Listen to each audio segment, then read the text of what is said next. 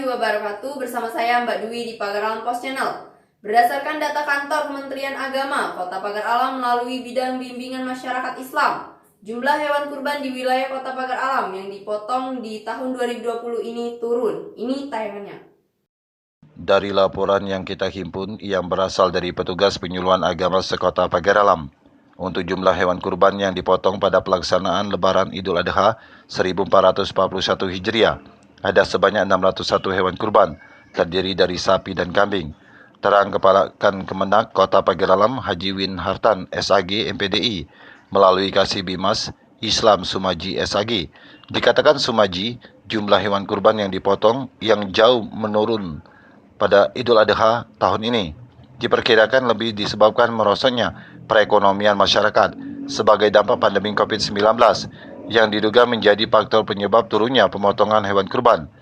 Secara umum, kalau kita lihat penurunan jumlah hewan kurban dipotong tahun ini mencapai 50%.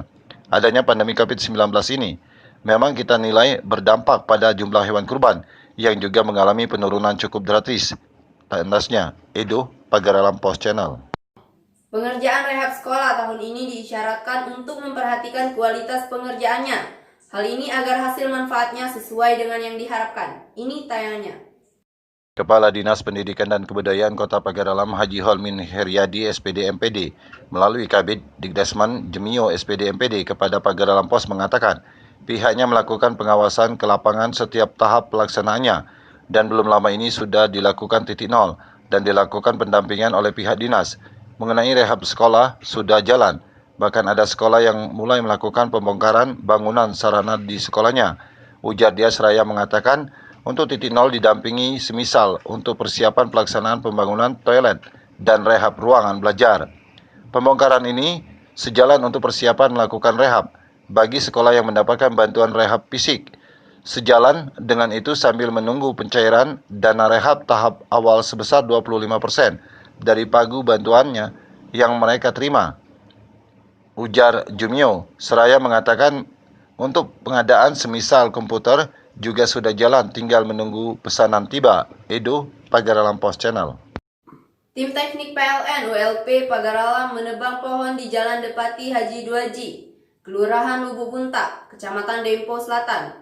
Hal ini untuk mencegah terjadinya kemungkinan terburuk, yakni putusnya aliran listrik gegara pohon tumbang. Ini tayangnya.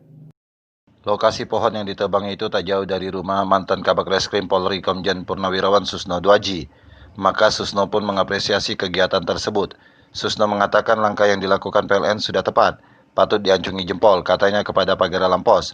Sebagai masyarakat kita senang dan bangga dengan PLN Pagar Alam. Yang lamban, Susno menambahkan, adalah Balai Besar Pemeliharaan Jalan Nasional Kementerian Pekerjaan Umum, sebab lokasi pohon masih berada di areal jalan yang merupakan tugas dari balai ini. Maka Susno bilang semestinya penebangan ini adalah tugas dari Balai Besar Jalan Kementerian PU. Sayangnya Susno menyatakan balai ini tak pernah mengontrol jalan. Nunggu tumbang dulu, nunggu arus lalu lintas berhenti, nunggu listrik padam, ucapnya. Pemilik pohon dan areal di luar Pagar Alam itu adalah PU Balai Besar Palembang. Edo, Pagar Alam Pos Channel. Komjen Pol atau Purna Haji Susno Duaji tak berhenti berikhtiar untuk ikut serta memajukan Kota Pagar Alam, kampung halamannya. Mantan Kabar Reskrim Mabes Polri ini terus memberikan sumbangsi baik saran, motivasi, bahkan memberikan bukti nyata. Ini tayangannya. Di hadapan tim, Susno mengatakan Tuhan telah mengaruniai Pagar Alam dengan kesuburan tanah dan alam yang indah. Ini membuat Pagar Alam menjadi sentra pertanian sekaligus pariwisata. Pagar Alam adalah bisa jadi kawasan agribisnis dan agrowisata. Maka Susno melanjutkan pemuda di Pagar Alam sudah harus ikut ambil bagian. Anak muda, ia bilang, harus mau bertani secara modern, yakni memadukan antara konsep agribisnis dan agrowisata sekaligus. Bila ini terjadi, ia meyakini Pagar Alam akan berkembang lebih maju. Jangan terus berpikir mau jadi pegawai, katanya pula. Untuk meningkatkan kapasitas dan kompetensi sumber daya manusia, Susno membangun asrama untuk anak muda dari keluarga yang tak mampu. Ini ibarat sebuah kawah candra di muka calon wirausaha. Sebab Susno menjelaskan anak muda yang menginap di asrama ini akan dididik untuk mulai berwirausaha. Edo Pagar Alam Pos Channel. Sebuah program diluncurkan Dinas Pemuda Olahraga dan Pariwisata Kabupaten Muba dalam rangka lebih mengenalkan dan menarik minat kunjungan para wisatawan menggiatkan program Jelajah Muba on TV. Ini tayangannya. PLT Kadispopan Muba Muhammad Paris SSTP MM mengatakan Jelajah Muba on TV ini hadir untuk menggeliatkan kembali sektor pariwisata kita setelah menurun akibat COVID-19. Kita bersimpati dengan banyak pelaku-pelaku usaha sektor pariwisata yang terdampak musibah. Oleh sebab itu, sesuai tupoksi kami dalam hal promosi, kita dukung dengan salah satu cara, yaitu kegiatan Jelajah Muba on TV yang mengusung konsep kekinian. Dan isinya kita membuat konten video yang mengandung informasi dan promosi dengan narasi persuasif terkait pariwisata Muba yang kemudian diunggah di akun YouTube Jelajah Muba on TV dan dukungan para penggeliat medsos Muba. Sementara itu Ketua Tim Jelajah Muba Herdoni Safriansyah mengatakan para wisatawan kini sangat tertarik dengan konten promosi wisata yang berbentuk audiovisual.